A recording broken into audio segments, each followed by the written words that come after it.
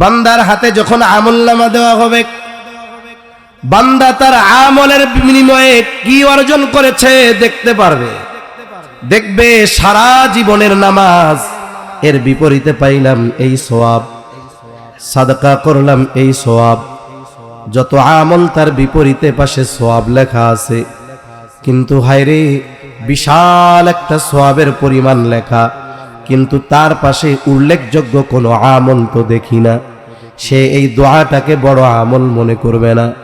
আল্লাহ তাআলার কাছে জিজ্ঞাসা করবে, আল্লাহ এই যে বিপুল পরিমাণ এক সওয়াবের ভান্ডার কোন আমলের কারণে দিলেন বুঝতে পারলাম না। আল্লাহ সুবহানাহু ওয়া তাআলা তখন বান্দাকে বলবে, বান্দা তুমি দুনিয়ায় আমি আল্লাহর কাছে অনেক কিছু চাইতা, অনেক সময় মনে করতা তোমার দোয়া তোমার ডাক আমি শুনি না। ও আমার বান্দা, আমি ওই চাওয়া বস্তুগুলো তোমার দুনিয়াতে দেই নাই, কারণ ওই বস্তুগুলোর মধ্যে কল্যাণ না অকল্যাণ তুমি বান্দা জানো না। আমি জানি এগুলো তোমাকে দুনিয়ায় না দিয়ে আমি তোমার জন্য আখিরাতে দেওয়ার জন্য রেখে দিয়েছি। এগুলা হলো তোমার ওই সমস্ত দোয়ার প্রতিদান, যেই দোয়াগুলো তুমি করতা আর মনে করতা আমি আল্লাহ মনে হয় তোমার দোয়া শুনি নাই, এগুলো আমি তোমার ওই দোয়ার বিপরীতে দিয়েছি। তখন বান্দা বলবে, আল্লাহ তাহলে দুনিয়াতে দোয়ার বদৌলতে যেই বস্তুগুলো দিয়েছিলেন ওইগুলা যদি দুনিয়ায় না দিয়ে আজকে দিতেন তাইলে ভালো হতো। তাহলে দোয়ার এক নম্বর অবস্থা হলো, দোয়া করার সাথে সাথে আল্লাহ তাআলা ওই দোয়ার মাধ্যমে যেই জিনিসটা চাওয়া হয় ওটা আল্লাহ বান্দাকে দিয়ে দেয়। দুই নম্বর অবস্থা, আল্লাহ তাআলা বান্দার কাছে চায় কিন্তু আল্লাহ বান্দাকে নগদে দেয় না, এটা বিলম্বে দেয়। অনেক মানুষ আছে 2000 সাল থেকে দোয়া করে, আল্লাহ আপনি যদি আমার জীবনে একবার আপনার ঘরটা জিয়ারত করার তৌফিক দিতেন, আপনার ঘরটা সামনে রেখে যদি নামাজ পড়ার সুযোগ দিতেন, সরাসরি আপনার হাবিবের রওজার পাশে দাঁড়ায়া আমারে যদি একটু সালাম দেওয়ার তৌফিক আপনি যদি দান করতেন। দোয়া করছে 2000 সালে, আল্লাহ তাআলা তাকে হজে নিছে 2024 সালে। তাহলে এই দোয়া 2000 সালের, কিন্তু আল্লাহ তাআলা দিয়েছে এটা তাকে 24 সালে। এটা দোয়ার দ্বিতীয় অবস্থা। আল্লাহ তাআলা বান্দার ওই চাহিদার জিনিসটাকে বিলম্বে দেন। 3 নম্বর অবস্থা, বলে বান্দা যেটা চায় আল্লাহ তাআলা তাকে সেটা দেন না, তবে তার চাওয়ার বিকল্প কোনো কিছু আল্লাহ তাআলা তাকে দেন। কেন? কারণ ওই চাওয়া বস্তুর মধ্যে কল্যাণ না অকল্যাণ যে চায় সে জানে না, কিন্তু যার কাছে চায় তিনি জানেন কি জানেন না? যার কাছে চাওয়া হয় তিনি জানেন। কারণ আমাদের অনেক বস্তু আছে যেগুলো আমি আপনি পছন্দ করি, অথচ ওটার মধ্যে আমাদের জন্য কোনো কল্যাণ নাই, কোনো খায়ের নাই। আল্লাহ তাআলা বলেন, আসা আন তুহিব্বু শাইআন ওয়া হুয়া শাররুল লাকুম ওয়া আসা আন তুহিব্বু শাইআন ওয়া হুয়া শাররুল লাকুম। আল্লাহ তাআলা বলেন, অনেক জিনিস আছে তোমরা পছন্দ করো কিন্তু তার মধ্যে তোমাদের জন্য কল্যাণ নাই, আবার অনেক জিনিস আছে তোমরা সেটাকে অপছন্দ করো কিন্তু আল্লাহ তাআলা ওটাকে তোমাদের জন্য কল্যাণকর করেন নাই, বরং ওইটার মধ্যে তোমাদের জন্য অকল্যাণ আছে। অনেক জিনিস আছে আমি আপনি চাই মনে করি কল্যাণ, কিন্তু আছে অকল্যাণ, আমি আপনি না জানলেও যিনি জানেন তিনি কে। আবার অনেক জিনিস আছে আমরা মনে করি ওয়া আসা আন তাকরাহু শাইআ ওয়া হুয়া খায়রুল লাকুম, তোমরা অপছন্দ করো, মনে করো এটার মধ্যে তোমাদের কোনো কল্যাণ নাই, কিন্তু ওয়া হুয়া খায়রুল লাকুম, তোমাদের ওই অপছন্দের জিনিসের মধ্যে আল্লাহ তাআলা কল্যাণ রাখছে, ওটা তোমাদের জন্য খায়ের কল্যাণ আছে ওর মধ্যে। তার মানে অনেক সময় এমনটাও হয় আমরা আল্লাহ তাআলার কাছে একটা চাই কিন্তু এইটার মধ্যে কল্যাণ না থাকার কারণে আল্লাহ তাআলা ওইটার বিকল্প একটা দান করেন, যেটার মধ্যে আমার আপনার জন্য আছে কল্যাণ।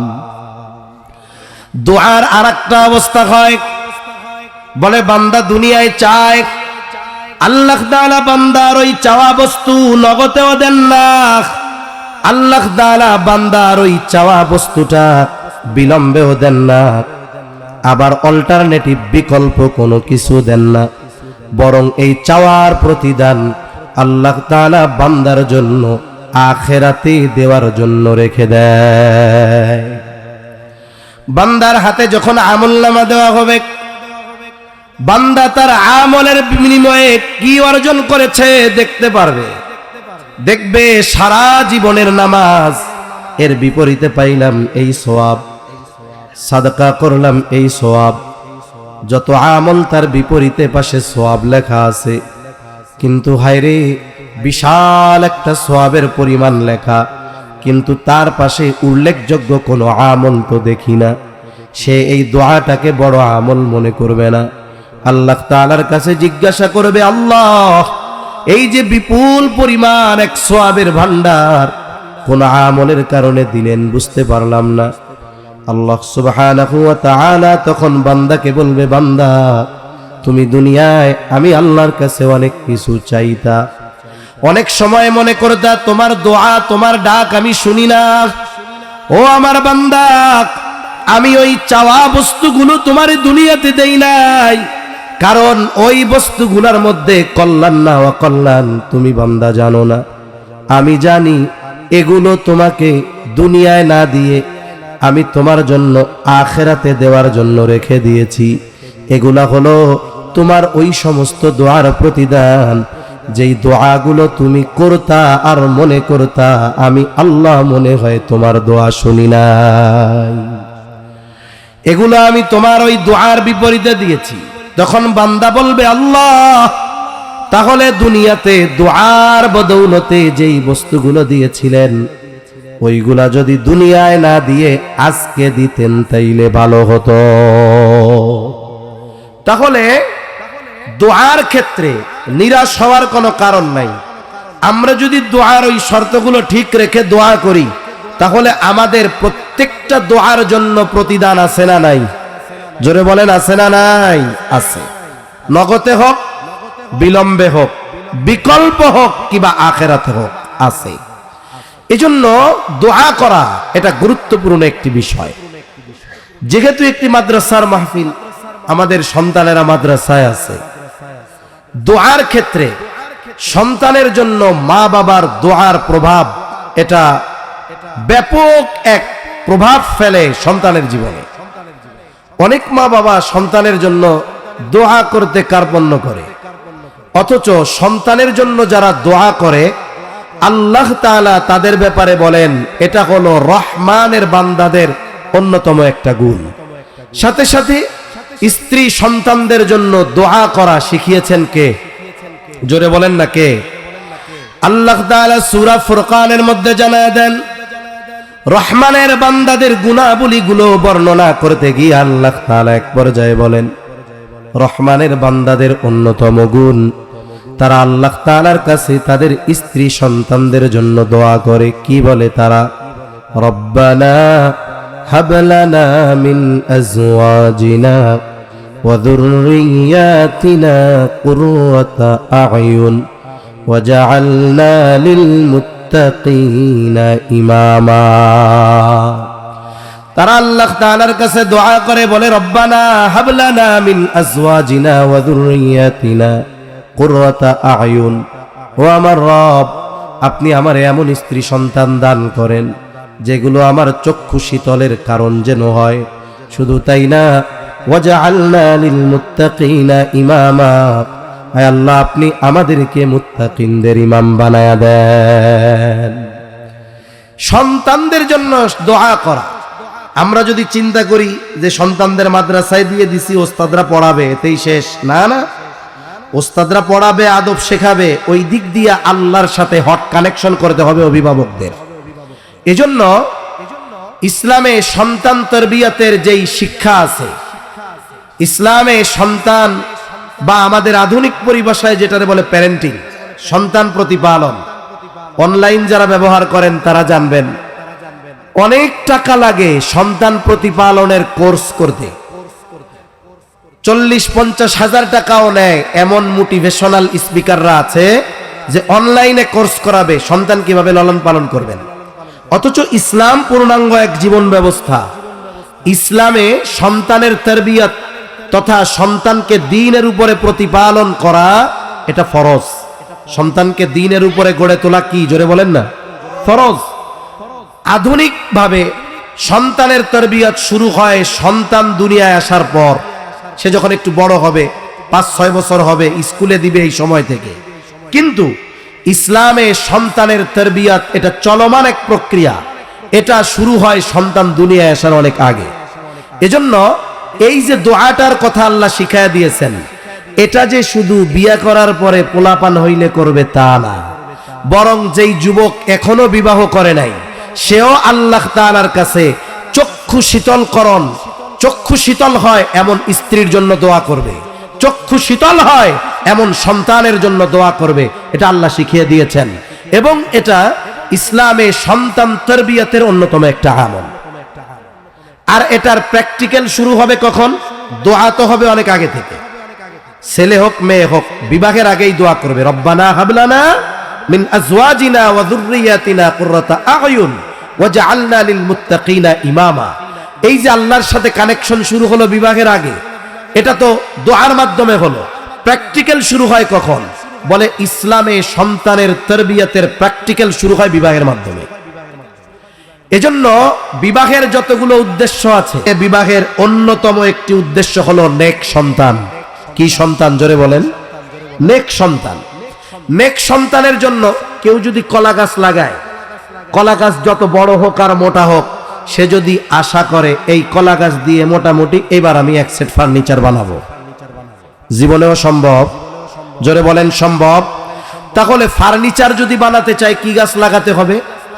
কাঠ গাছ লাগাতে হবে। কাঠের মধ্যে সব কাঠ গাছ কিন্তু একরকম না। আমাদের এলাকায় আছে কড়াই গাছ, রেন্ডি কাঠ বলে। এটা অতি দ্রুততার সাথে বড় হয়। মাঝে মধ্যে দেখবেন রোডের দুই পাশে আছে, হালকা ঝড়ে গাছ ভেঙে রোড ব্লক হয়ে যায়।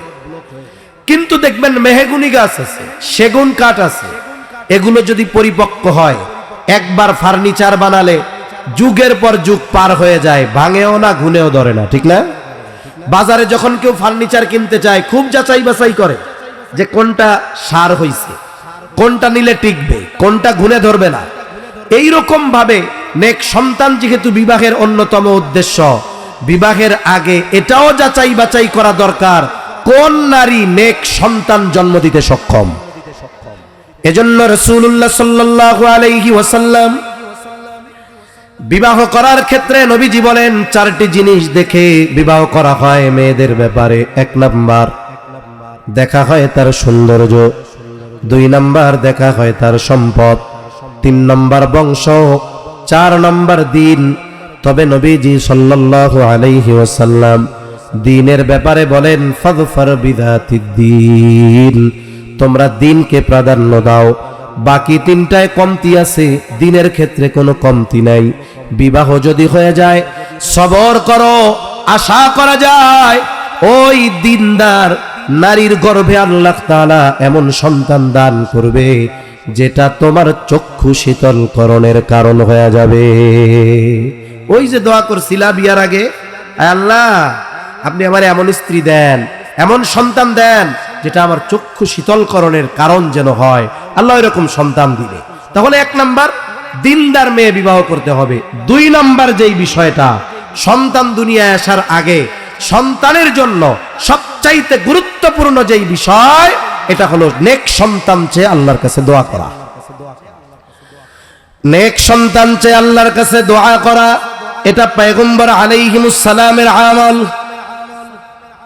মুসলিম মিল্লাতের পিতা ইব্রাহিম আলাইহিস সালাম যখন নমরুদের অগ্নিকুণ্ড থেকে আল্লাহ হেফাজত করলেন, তিনি সফর শুরু করলেন হিজরত সিরিয়ার উদ্দেশ্যে। ওনার বয়স 80-র কোটায়, সন্তান নাই, কেউ নাই। ইব্রাহিম আলাইহিস সালাম ওই সময় আল্লাহ তাআলার কাছে নেক সন্তান চেয়ে দোয়া করেছে। আল্লাহ তাআলা সেই দোয়ার খবর কোরআনুল কারীমের মধ্যে জানায় দেন। তিনি দোয়া করেছেন, রব্বি হাবলি মিনাস সলিহিন। 7টায় নামাজ না? 7টায়? আচ্ছা, ওনাদের নামাজের আগেই আমি শেষ করে দিই। একজন একটু জবাব দিয়ে দেন, আমি কথা বলি। ইব্রাহিম আলাইহিস সালাম দোয়া করছে, কি দোয়া? রব্বি হাবলি মিনাস সলিহিন। ও রব, আমাকে আপনি একটা নেককার সন্তান দেন। মুফাসসিরিনে কেরাম বলেন, এই জায়গায় আল্লাহ তাআলা ছেলে সন্তান চেয়ে আল্লাহ তাআলার কাছে দোয়া করেছে। ইব্রাহিম আলাইহিস সালাম চেয়েছে ছেলে। এই জন্য মুফাসসিরিনে কেরাম বলেন, আল্লাহ তাআলার কাছে ছেলে সন্তান চেয়ে দোয়া করা এটা ইব্রাহিম আলাইহিস সালামের আমল। তবে একজন ছেলে চেয়ে দোয়া করছে, আল্লাহ তাআলা যদি তাকে মেয়ে দেয়, বলেন তো রাগ হওয়ার কোনো সুযোগ আছে নাকি? কারণ আমি চাইছি ছেলে। শুরুতে বলছিলাম আমি মনে করছি ছেলে হইলে ভালো হয়, কিন্তু আল্লাহ জানে যে ওর মেয়ে হইলে ভালো হয়। এখন আল্লাহ এই জন্য মেয়ে দিচ্ছে। আর ছেলে হোক আর মেয়ে হোক, দেওয়ার ক্ষমতা দুনিয়ার কারো নাই। ক্ষমতা কার? জোরে বলেন। আল্লাহ তাআলা বলেন, ইয়াহাবু লিমান ইয়াশাউ ইনাসা ওয়া ইয়াহাবু লিমান ইয়াশাউ যুকুর আও ইউযাওয়িজুহুম যুকরানা ওয়া ইনাসা ওয়া ইয়াজআলু মান ইয়াশাউ আকীমা। আল্লাহ তাআলা যিনি চান তাকে তিনি কন্যা সন্তান দেন, যাকে চান আল্লাহ তাআলা ছেলে সন্তান দেন, যাকে চান আল্লাহ তাআলা উভয়টাই দেন। আবার যাকে চান আল্লাহ তাআলা বান্দা বানায় রাখেন। ইব্রাহিম আলাইহিস সালাম দোয়া করছে, আল্লাহ আমার একটা নেক সন্তান দেন। আল্লাহ দোয়া কবুল করছেন। আল্লাহ জবাবে কি বলেন? ফাবাশশারনাহু বিগুলামিন হালিম। আমি তাকে একজন সহনশীল সন্তানের সুসংবাদ দিলাম। সহনশীল সন্তান, সহনশীলতা এমন এক গুণ, বলে যার মধ্যে সবরের গুণ থাকে, যার মধ্যে শকরের গুণ থাকে, যার মধ্যে আনুগত্যের গুণ থাকে। এই ধরনের অনেক ভালো গুণের সমন্বয়ে একটা গুণ হালিম, সহনশীলতা। আল্লাহ তাআলা ইব্রাহিম আলাইহিস সালামের দোয়া তো কবুল করেছেন, সাথে সাথে আল্লাহ তাআলা পরীক্ষার মাধ্যমে দেখায়া দিয়েছেন যে এই সন্তান কেমন সহনশীল সন্তান। মূলত এখানে পরীক্ষা হয়েছে দুইটা। কয়টা পরীক্ষা হয়েছে? ইব্রাহিম আলাইহিস সালামের পরীক্ষা নিছেন আল্লাহ, আর ছেলের পরীক্ষা নিছেন ইব্রাহিম আলাইহিস সালাম। যখন তিনি স্বপ্নে দেখছেন যে সন্তানরে জবাই করতেছে, ৮৬ বছর বয়সে পাইছেন সন্তান, কি মায়া, কি মোহাব্বত, সাথে চলার উপযুক্ত হইছে। এই সময় সন্তানের প্রতি মায়া মোহাব্বত বেশি থাকে। এই সময় আল্লাহ স্বপ্নে দেখাইছেন যে তিনি সন্তানরে জবাই করতেছেন। এখন আদেশ করছেন জবাইয়ের কে? আল্লাহর আদেশ পালন করার ক্ষেত্রে কারোর সাথে পরামর্শ করার দরকার আছে? ইব্রাহিম আলাইহিস সালাম ছেলের মনোভাব জানার জন্য ছেলের কাছে এই খবর জানাইছেন। আল্লাহ তাআলা বলেন, ফালাম্মা বালাগা মাআহু সা'য়া ক্বালা ইয়া বুনাইয়া ইন্নী আরা ফিল মানাম আন্নী আযবাহুকা ফানজুর মাযা তারা। ইব্রাহিম আলাইহিস সালাম স্বপ্নে দেখে সন্তানরে বলে, হে আমার বৎস, আমি স্বপ্নে দেখেছি ইন্নী আরা ফিল মানাম আন্নী আযবাহুকা, যে আমি তোমারে জবাই করতেছি। সন্তান বয়স যা হোক না কেন, সন্তান জানে আমার বাবার স্বপ্ন সাধারণ মানুষের স্বপ্নের মতো নয়। আমার বাবা যেটা স্বপ্নে দেখছে, এইটা শুধু স্বপ্ন নয়, বরং আদেশটা কার। সন্তান জানে। ইব্রাহিম আলাইহিস সালাম জিজ্ঞেস করছে, কেন? সন্তানের মনোভাবটা একটু যাচাই করি। বলে নাকি যে আব্বু কি কম, আমি আপনার 90-এর কোটায় বয়স আমারে আল্লাহ দিছে, আপনি আমার এখন জবাই করে দিবেন, এরকম কোনো কিছু বলে কিনা? কিন্তু সন্তানও পরীক্ষায় পাস, ইব্রাহিম আলাইহিস সালামও পাস। সন্তানের জবাব কি? ইয়া আবাতি ফাআল মা তুমার সাতাজিদুনি ইনশাআল্লাহু মিনাস সাবিরিন। ওই শিশু সন্তান জবাব দেয়, ও আমার পিতা, আপনি আল্লাহর পক্ষ থেকে যেই নির্দেশ প্রাপ্ত হয়েছেন সেটা আপনি বাস্তবায়ন করেন। আপনি আমাকে ইনশাআল্লাহ ধৈর্যশীলদের অন্তর্ভুক্ত পাবেন। ইব্রাহিম আলাইহিস সালাম জবাই করার জন্য প্রস্তুত, সন্তান জবাই হওয়ার জন্য প্রস্তুত। একটু চিন্তা করেন, ইব্রাহিম আলাইহিস সালামের ছেলে আল্লাহর নির্দেশে, বাবার কথায় আল্লাহর নির্দেশে জবাই হওয়ার জন্য প্রস্তুত, কিন্তু আমার আপনার সন্তান খাড়াইতে কইলে বয়া থাকে, বয়া থাকতে কইলে শুয়া পড়ে। অথচ ইব্রাহিম আলাইহিস সালামের কথায় সন্তান ছুরির তরে চলে যায় কেন?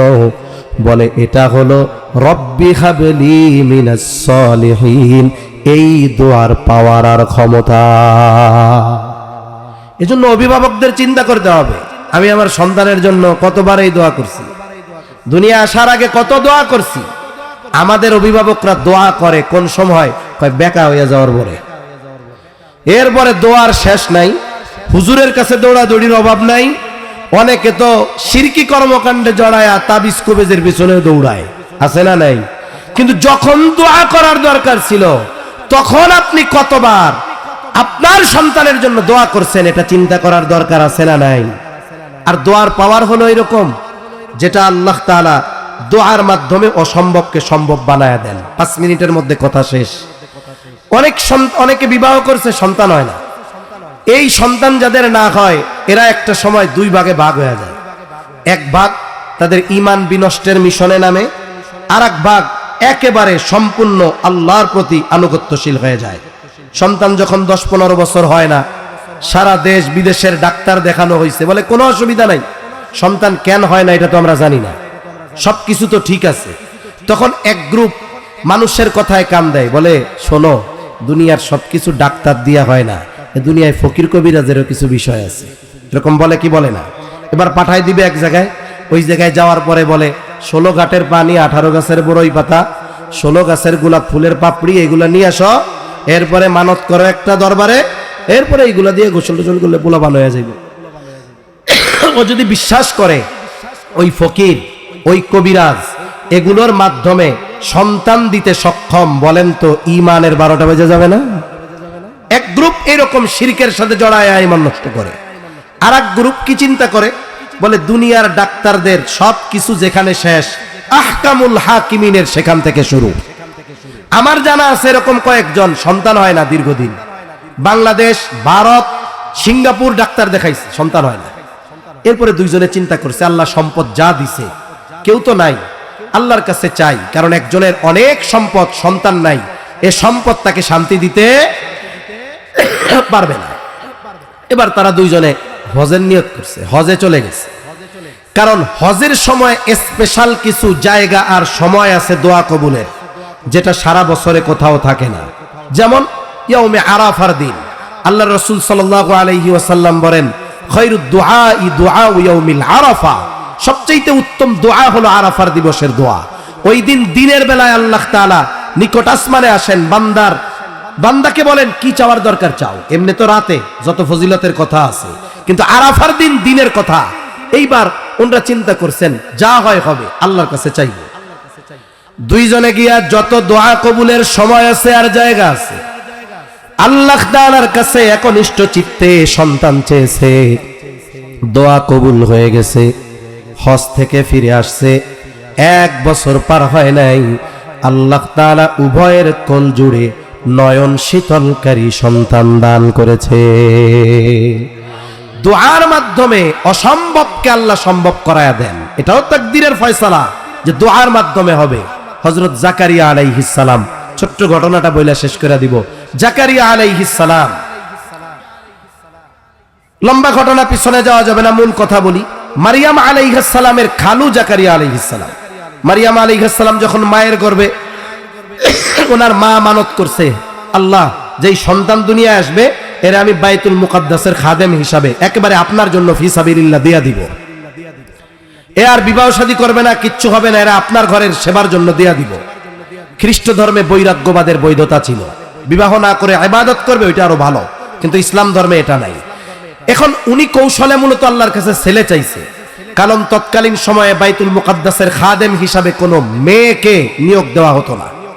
উনি তো মানত করছে, এরপরে আল্লাহ দিছে একটা মেয়ে, উনি অবাক, কি মানত করলাম আর কি হইল। যাই হোক, এরপরেও আলোচনা সাপেক্ষে মারিয়াম আলাইহিস সালামকে বাইতুল মুকাদ্দাসের খাদেমা হিসাবে নিয়োগ দেওয়া হলো। তবে ওই জন্য ঝাড়ু দিবে, মোছা দিবে এটা না, উনি ওইখানে এক পাশে থাকবে, ইবাদত বন্দেগী করবে। উনি বড় হইছেন, ওনার জন্য মসজিদের সাথে একটা খানকা করা হয়েছে, রুম। উনি দিনের বেলায় ওখানে থাকেন, রাতের বেলায় উনি ওনার খালার কাছে থাকেন। বাইতুল মুকাররমের ওই বাইতুল মুকাদ্দাসের ওই সময়ের ইমাম হযরত জাকারিয়া আলাইহিস সালাম। আল্লাহ তাআলা তো মারিয়াম আলাইহিস সালামকে দিয়ে এক মহা কুদরতের বহির প্রকাশ ঘটাতে চায়। উনি যখন প্রাপ্তবয়স্কা হয়েছেন, ফেরেশতা পাঠায়া দিয়েছেন জিবরাইল আলাইহিস সালামকে। উনি দেখে ভয় পেয়ে গেছেন। যাই হোক, আলোচনার পরে জানাইলেন যে আল্লাহ তাআলা তোমার গর্ভে সন্তান দিবেন, ঈসা আলাইহিস সালাম। উনি বলেন কেমনে হবে? আল্লাহ যেমনে চায় হবে। এবার রূহ ফুঁকে দেওয়া হলো ওনার মধ্যে। এখন উনি প্রেগন্যান্ট, গর্ভবতী। ওনার গর্ভে যে সন্তান, দুনিয়ার কোনো মানুষ জানে না। তাফসীরের মধ্যে আসছে আল্লাহর কুদরত। স্বাভাবিকভাবে যখন বাচ্চার বয়স মায়ের পেটে বেশি হয়, মায়ের শরীরের গঠনের পরিবর্তন ঘটে, কিন্তু আল্লাহর কুদরত, মারিয়াম আলাইহিস সালামের দেহের আকৃতি কোনো পরিবর্তন ঘটে নাই। ঈসা আলাইহিস সালাম ভূমিষ্ঠ হওয়ার আগ পর্যন্ত কেউ বলতে পারে নাই যে এই গর্ভে একটা সন্তান আছে। নারী হোক পুরুষ হোক, কেউ টের পায় নাই। এখন ওই যে গর্ভকালীন সময় মায়ের জন্য ভালো খাবারের দরকার, খাবারের দরকার না? এখন উনি যে গর্ভবতী, কেউ তো জানে না, ভালো খাবারের ব্যবস্থা করবে কে? বলে এই জিম্মাদারি যিনি নিয়েছেন তিনি কে? জাকারিয়া আলাইহিস সালাম মাঝে মধ্যে রুমের মধ্যে ঢোকে খোঁজ খবর নিতে, ঢুইকাই দেখে কিরে এখন মাস হলো পৌষ মাস, কিন্তু তরুতাজা পাকা ফল, আম, যেই ফলের সিজন না সেই ফল কেমন যেন গাছ থেকে পাকা এইমাত্র তার সামনে। কুল্লামা দাখালা আলাইহা জাকারিয়াল মিহরাব ওয়াজাদা ইনদাহা রিজকা। যখনই জাকারিয়া আলাইহিস সালাম মারিয়াম আলাইহিস সালামের রুমের মধ্যে ঢুকে দেখে হরেক রকমের ফলমূল। জিজ্ঞাসা করে, ক্বালা ইয়া মারইয়ামু আন্না লাকি হাযা, হে মারিয়াম তোমার জন্য এগুলো কোথা থেকে আসলো? মারিয়াম আলাইহিস সালাম জবাব দিলেন, ক্বালাত হুয়া মিন ইনদিল্লাহ। কার থেকে আসছে জোরে গন, আরো জোরে বলেন কার থেকে? জাকারিয়া আলাইহিস সালাম পয়গম্বর, এই জন্য ওনার দৃঢ় ঈমান, অসময়ে আল্লাহ চাইলে গাছ পাকা তরুতাজা ফল খাওয়াতে পারে। আর আমাদের যদি কেউ বলে এটা কই পাইছস? আল্লাহ দিছে, লাঠি একটা নিয়ে কমো আল্লাহ দিছে বুঝলাম, পাইছস কই এটা ক, ঠিক কিনা বলেন? কিন্তু জাকারিয়া আলাইহিস সালাম জানে এটা আল্লাহর জন্য সম্ভব। এখন ওনার দিলে চিন্তা আসছে, ওনার চুল দাড়ি পেকে গেছে, স্ত্রীও বন্ধা, উনি জানেন সন্তান হবে না, কিন্তু এটা দেখার পরে ওনার দিলে জাগ্রত হইছে, যেই আল্লাহ মারিয়াম রে অসময়ে গাছ পাকা ফল খাওয়াতে পারে, ওই মালিক আমি বৃদ্ধ হই আর আমার স্ত্রী বন্ধা হন, সন্তান দেওয়ার ক্ষমতা আছে না নাই? এবার তিনি জাকারিয়া আলাইহিস সালাম দোয়া আল্লাহ তাআলার কাছে দোয়া করলেন। হুনালিকা দাআ জাকারিয়া রাব্বাহ ক্বালা রাব্বি হাবলি মিন লাদুনকা যুররিয়াতান তাইয়্যিবা ইন্নাকা সামিউদ দুআ। ফানাদাতহুল মালাইকাতু ওয়া হুয়া কাইমুন ইউসাল্লি ফিল মিহরাব আন্নাল্লাহা ইউবাশশিরুকা বিয়াহইয়া। জাকারিয়া আলাইহিস সালাম দোয়া করেন আল্লাহর কাছে, আয় আল্লাহ আপনি আমার একটা পবিত্র সন্তান দেন। উনি এখন হুজরার মধ্যে নামাজে, ফেরেশতা আল্লাহর পক্ষ থেকে সুসংবাদ নিয়ে আসছে।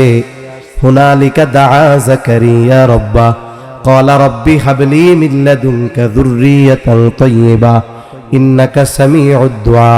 ফানাদাতহুল মালাইকাতু ওয়া হুয়া কাইমুন ইউসাল্লি ফিল মিহরাব আন্নাল্লাহা ইউবাশশিরুকা বিয়াহইয়া। ফেরেশতা এসে ডাক দিয়া বলে, ও জাকারিয়া, আল্লাহ তাআলা তোমার দোয়া কবুল করেছে, তুমি এক পুত্র সন্তানের সুসংবাদ নাও, যার নাম আল্লাহ তাআলা রেখে দিয়েছেন ইয়াহইয়া।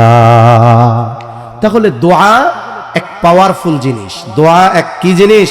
পাওয়ারফুল জিনিস। এজন্য আল্লাহ তাআলা বলেন, উদউনি আস্তাজিব লাকুম, আমাকে ডাকো, দোয়া করো, চাও, আমি তোমাদের ডাকের সাড়া দিব। তবে দোয়া করে না কারা? যারা অহংকার করে, তারা মূলত দোয়া করে না। এজন্য আমরা আল্লাহ তাআলার কাছে যদি বারবার চাই, আল্লাহ কি রাগ হবে? আল্লাহ তাআলা রাগ হবে না। এজন্য আমরা দোয়া করায় অভ্যস্ত হব, বেশি বেশি সর্বহালতে দোয়া করব। সাহাবায়ে কেরামের অবস্থা এরকম ছিল, জুতার ফিতা ছিঁড়ছে, পকেটে টাকা, সামনে দোকান, এরপরেও আল্লাহর কাছে দোয়া করতো, আল্লাহ আমার এটা কেনার তৌফিক দেন। আমরা যদি আল্লাহর সাথে এইভাবে কানেকশন করতে পারি, তাহলে দেখবেন জীবনের অনেক কঠিন জিনিস দোয়ার মাধ্যমে আমাদের জন্য সহজ করে দিবেন কে? আল্লাহ। আল্লাহ তাআলা আমাদেরকে বেশি বেশি তার কাছে চাওয়ার তৌফিক দান করেন। সকলে বলি আমিন। ওয়া আখিরু দাওয়ানা আনিল হামদুলিল্লাহি রাব্বিল আলামিন। আসসালামু আলাইকুম ওয়া রাহমাতুল্লাহি ওয়া বারাকাতুহু।